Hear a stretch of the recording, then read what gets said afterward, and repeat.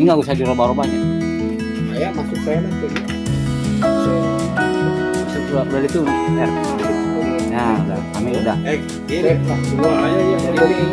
kameranya yang mundur supaya Erina berwawasan. SD. Dan udah.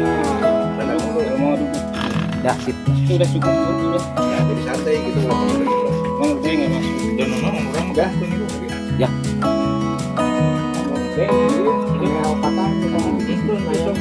Teh si ngomong. Oh, Aming kayaknya jangan nyender deh. Nah, saya kok dengan tegap. Lebih Agresif. Itu udah. Sip lah.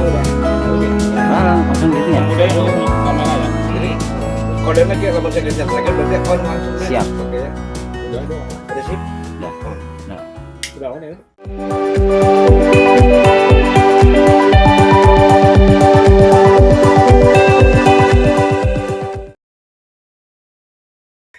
Oke, Bismillahirrahmanirrahim. Assalamualaikum warahmatullahi wabarakatuh.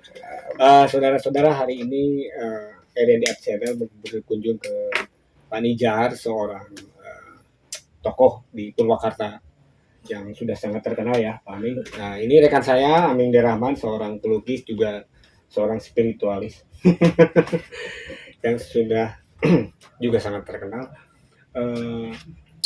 Saya melihat bahwa di sini banyak sekali karya-karya Pak Nijar. Ini proses awalnya gimana, Kang? Sampai menemukan hal yang seperti ini. Hatur nuhun, terima kasih Kang Eri sudah berkunjung dan disertai dengan rekan-rekan semua, Pak Amin juga. Ini saya namanya jadi Batagapit. Batagapit itu teknik pembuatannya dengan cara digapit. Digapit itu artinya Digapit pakai alat dari besi ya, kemudian kita cari model yang bisa gitu ya dibentuk secara visualisasi menjadi lebih menarik gitu. Karena bahan-bahan yang kami buat itu ini adalah limbah. Ada limbah industri seperti dari keramik atau di sini banyak gerabah-gerabah gitu ya, bata, genteng dan lain-lainnya.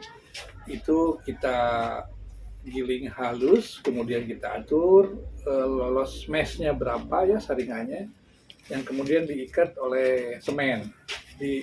Kita mencari metodologi yang berbeda dengan yang biasanya, jadi tidak ada pembakaran, tapi percis semuanya seperti keramik lagi.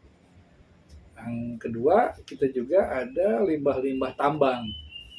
Itu dari bahan batu-batuan gitu ya, yang dibuang biasanya percuma, kita coba olah kembali dengan ayakan yang kita susun juga, meshnya sampai berapa gitu, yang kemudian kita ikat juga dengan semen. Jadinya akhirnya menjadi sebuah karya yang bisa dibentuk apa saja. Kurang lebih seperti itu, Kang Eri. Oke, tadi ada beberapa bahan-bahan yang terbuang seperti bahan-bahan itu ya, apa? Batu, Limbah tambang, limbah limbah industri gitu. Kita bikin menjadi suasana yang sekarang ini menjadi tren. Itu 3R. Recycle, reuse, reduce, kayak gitu. Jadi ini adalah produk secara usaha recycle di bahan-bahan yang terbuang ya, yang menjadi peluang usaha lah gitu. Tapi mungkin pada awalnya mungkin bahan yang terbuang, apa mungkin sekarang berbeda, Pak? Berbeda Mungkin karena bahannya kan mungkin harus sekarang bahannya banyak, udah rebutan ya. Karena tahu bahwa ini punya nilai ekonomi dan sebagainya. secara nilai ekonomi tinggi lah. Itu saja. Terus sampai kalau ide-ide desain itu Nah, memang baru diawali, juga kan, beda dengan loster-loster zaman kita ini dulu 80-90 misalnya kan. Nah, sebetulnya ini sudah lama ya, lubang angin itu banyak dipakai oleh masyarakat kita, terutama bangunan kolonialis ya. Nah, di Bandung tuh banyak sekali itu dengan berbagai macam gaya. dan kita coba mengeksplor menjadi gaya kekinian yang mudah-mudahan gitu. Tadinya kita kan tidak ada yang beli atau ada yang suka, tetapi banyak juga arsitek-arsitek yang mencoba bereksplorasi dengan bahan-bahan yang tidak terpikirkan sebelumnya. Jadi ini akhirnya menjadi sebuah gaya bangunan atau gaya arsitektural dengan keindonesiaan, terutama dengan tropikal ya. Indonesia kan terkenal dengan alam tropisnya, gitu. Jadi cocok sekali, bisa memanfaatkan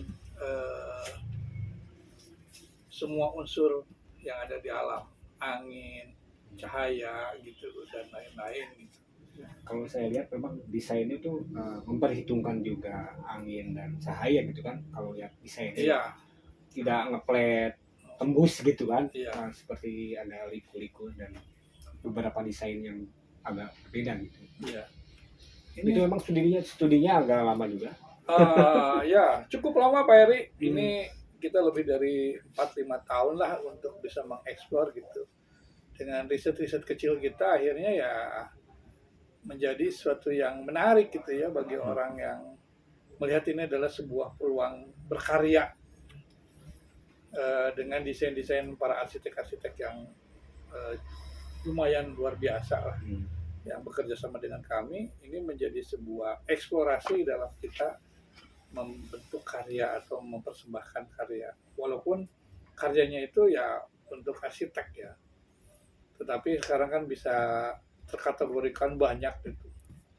Yang secara khusus arsitek itu kan ingin juga dengan karyanya itu tidak hanya sekedar karya biasa, tapi karya yang instalatif gitu kan, banyak juga sekarang seperti itu. Kurang lebih begitu ya. Kalau sejarahnya cukup lama, ini saya dari tahun 2004 sebetulnya. Terus eksperimen lama, 2007 kita order bersama dengan salah satu arsitek hebat Indonesia namanya Andra Martin.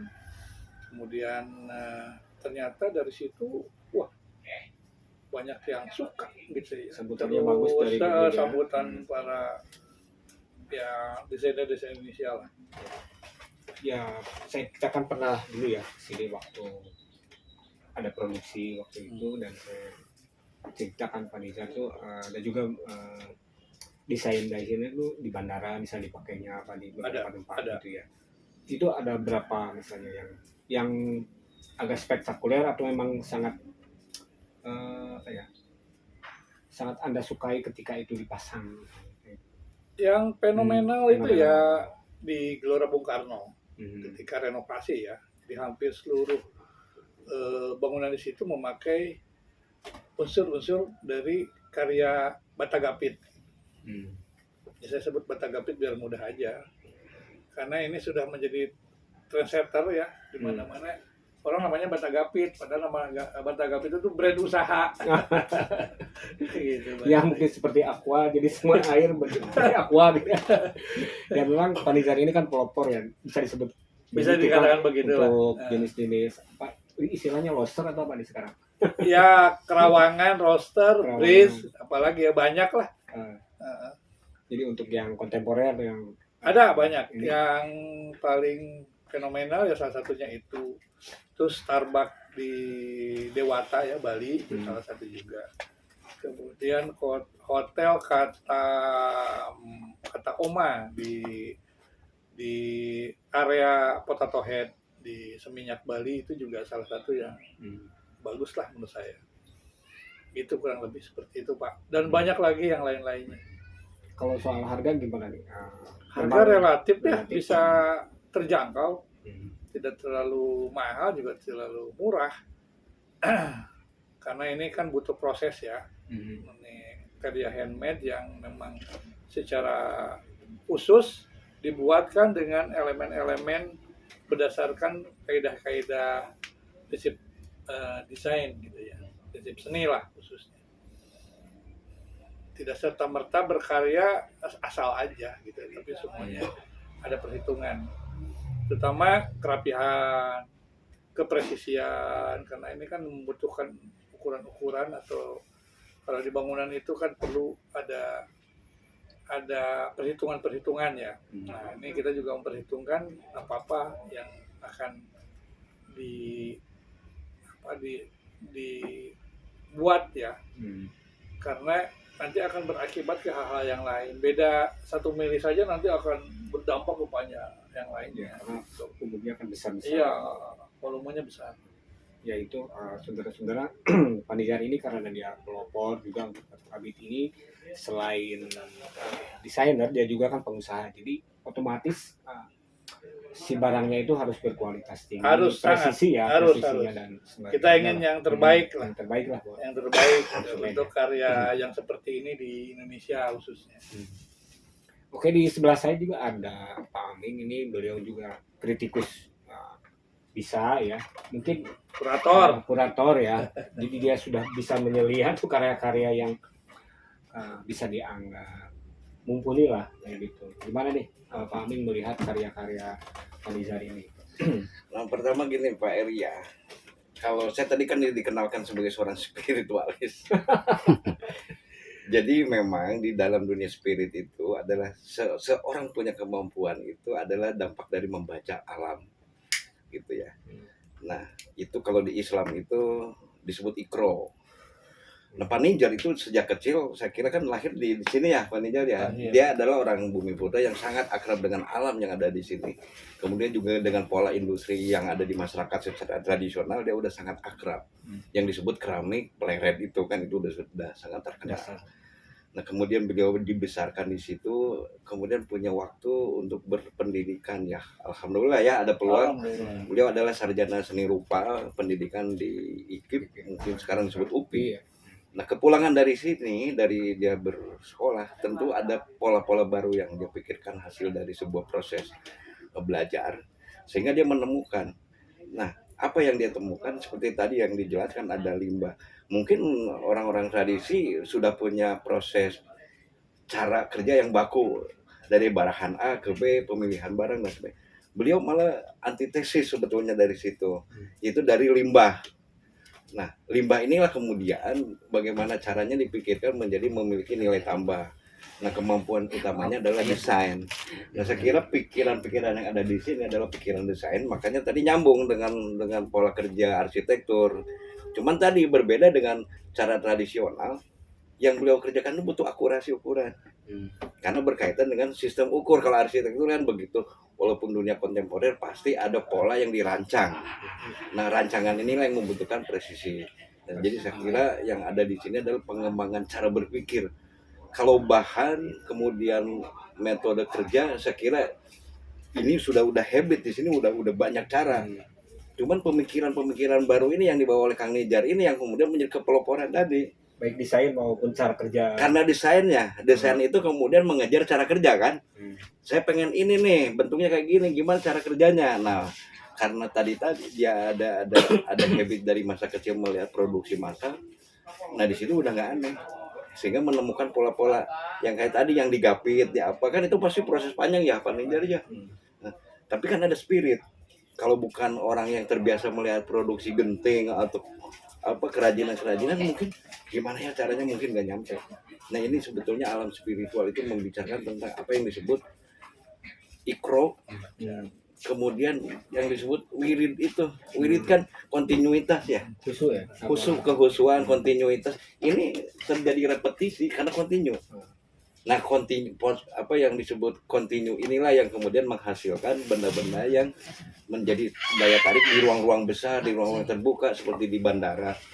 Ketika ini ditampilkan menjadi barang masif. Padahal kerawangan kan di sini.